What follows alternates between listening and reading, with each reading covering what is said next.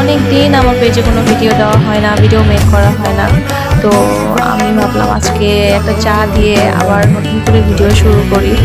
তো প্রথমে আমরা একটা পাত্রে 2 থেকে 3 কাপের মতো দুধ নিয়ে নিব।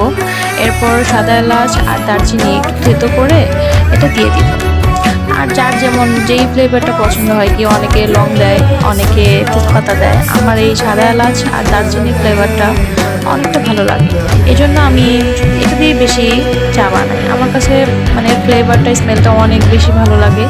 এরপর দিয়ে দিব চাপাতি। আমি আগেই 2 চামচ চিনি দিয়ে দিয়েছিলাম, এটা স্কিপ হয়ে গেছে। তারপরে চাপাতিটা দিয়ে একটু হালকা নেড়ে দিব, কেননা চাপাতিটা একটু আগে দিলে কালারটা অনেক সুন্দর আসে। তবে বলতে পারেন আমি যে খুব একটা চা লাভার এমন কিন্তু না। আমি আসলে অলসতার কারণেও খাই না। আর চা খাইলে আমি শুধু একটাই ডায়লগ দেই, চা খাইলে আমি কালো হয়ে যাব। আমি জানি না কেন জানি আমি চা খাইলেই কালো হয়ে যাই, এই জন্য আমার এই ভয়টাই বেশি লাগে। যদিও আমি ওই রকম ফর্সা না, একটু কালোই, এই জন্য ভয়টা পাই। আর যদি বেশি ফর্সা হইতাম তাহলে হয়তো বা একটু ভয়টা কম থাকতো।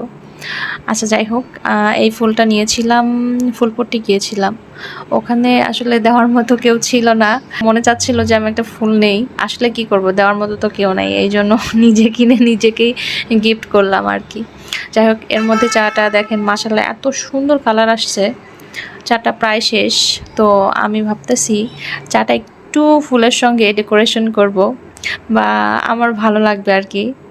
সব জিনিস আছে না, প্রেজেন্টেশন সুন্দর হয় বা দেখতে ভালো লাগে। আমরা মেয়েরা একটু এমনিতেই সব কিছু একটু সাজিয়ে গুছিয়ে রাখতে পছন্দ করি। তো দেখলাম যেহেতু ফুলটা আছে, তো আমি চায়ের সঙ্গে ফুলটা একটু ডেকোরেশন করি আর কি। আমার কাছে এই জিনিসটা ভালো লেগেছে, এটাই।